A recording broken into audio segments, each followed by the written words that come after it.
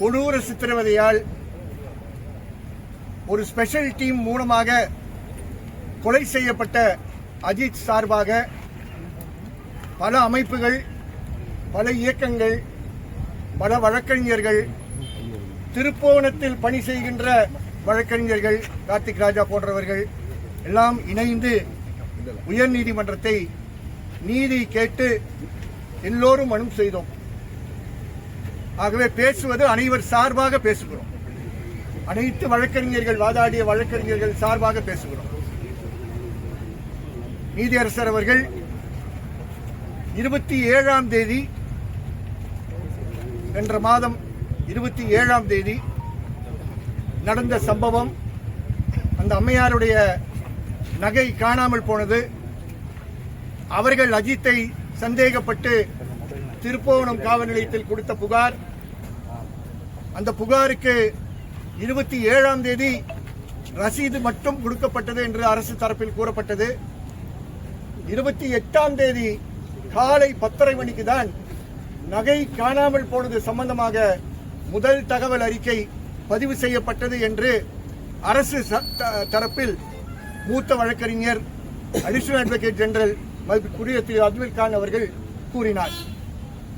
ஆகவே எஃப்ஐஆர் பதிவு செய்வதற்கு முன்பே மானாமதுரை டிஎஸ்பி அவர்கள் தலைமையில் செயல்படுகின்ற ஒரு ஹெட் கான்ஸ்டபிள் மட்டும் அதை லீட் செய்கின்ற ஒரு ஸ்பெஷல் டீமிடம் எஃப்ஐஆர் இல்லாத நேரத்தில் வழக்கு விசாரணை ஒப்படைக்கப்பட்டது.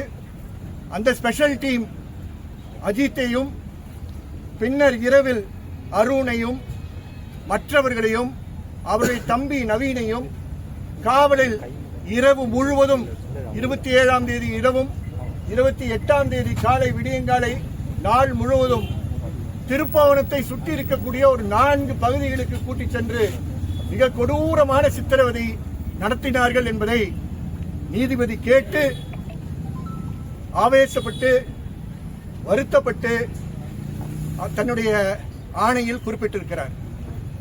இறுதியாக மடப்புரம் கோவில் பக்கத்தில் பின்பக்கத்தில் இருக்கக்கூடிய ஒரு மாட்டு தழுவையில் இறுதியாக அஜித்குமாரை கூட்டிச் சென்று நீங்கள் ஒழித்து வைத்திருக்கக்கூடிய அந்த ஜுவல்ஸ் 10 சாவரின் ஜுவல்ஸ் எங்கே என்று கேட்டு அங்க இருக்கக்கூடிய ஆஸ்பெஸ்டாஸ் ஷீட் எல்லாம் பெரட்டி பார்த்து அது கிடைக்கவில்லை என்றவுடன் அவருக்கு தண்ணி கூட கொடுக்காமல் அவர் கண்ணிலும் வாயிலும் மிளகாப்பொடியை தூக்கி போட்டார்கள் என்பதையும் குறிப்பிட்டோம்.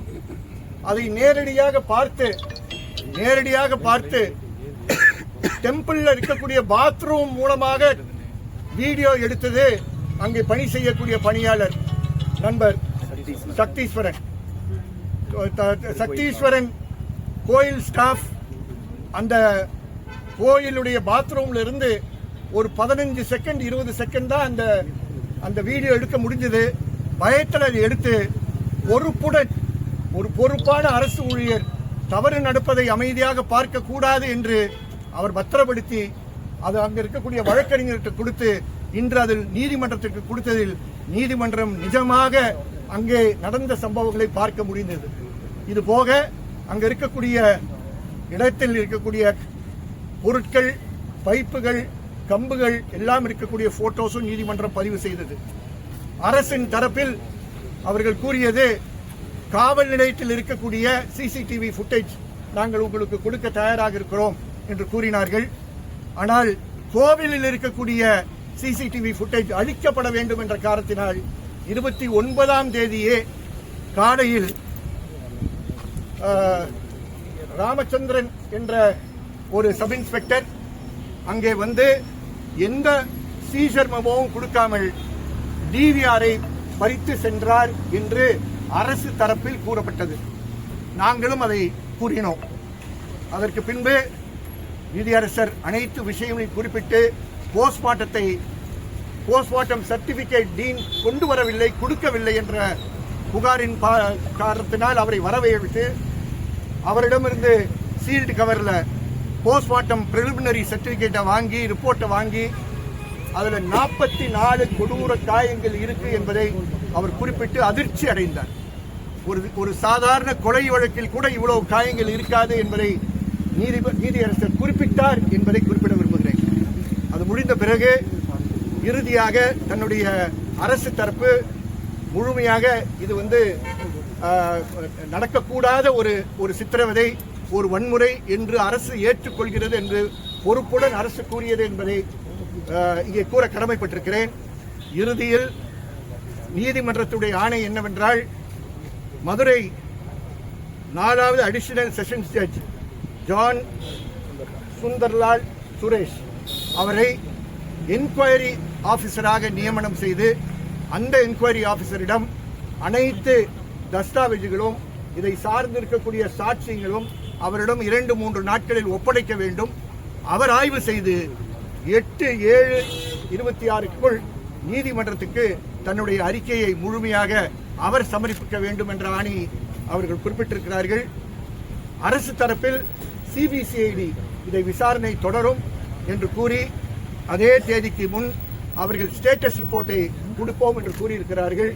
சாட்சிகளை யாரும் மிரட்டக்கூடாது, யாரும் அவர்களை மாற்றுவதற்கு முயற்சி செய்யக்கூடாது என்பதை கூறி, அரசு இன்னும் மேல் நடவடிக்கைகள் எடுப்பார்கள் என்று எதிர்பார்க்கிறோம் என்பதையும் குறிப்பிட்டிருக்கிறார்கள். குறிப்பிட்டு பேசும்போது ஏடிஎஸ்பி சுகுமார் அவர்கள்தான் அந்த கோவில் பின்வாசலில் இருக்கக்கூடிய பகுதியில் இருந்த அனைத்து எந்தெல்லாம் போட்டோல நாங்கள் காட்டமோ அந்த போட்டோல இருக்கக்கூடிய பொருட்கள்லாம் அவரே ஒரு கனி பேக் சாக்கில் எடுத்துட்டு போயிட்டார் என்ற விஷயம் சொல்லப்பட்டது.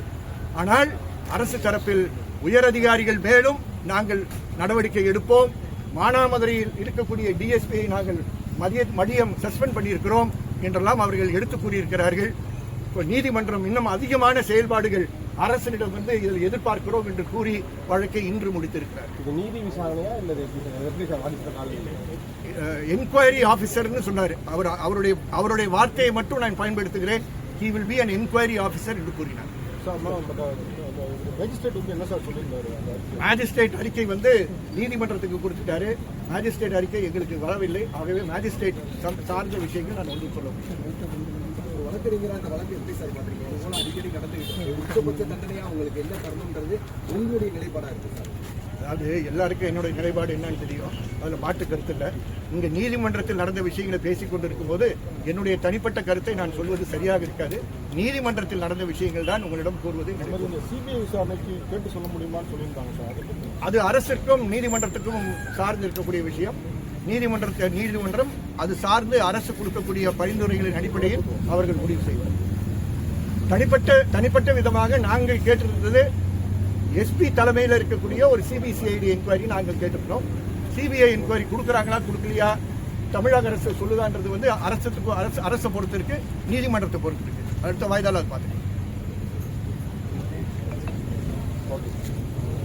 நன்றி.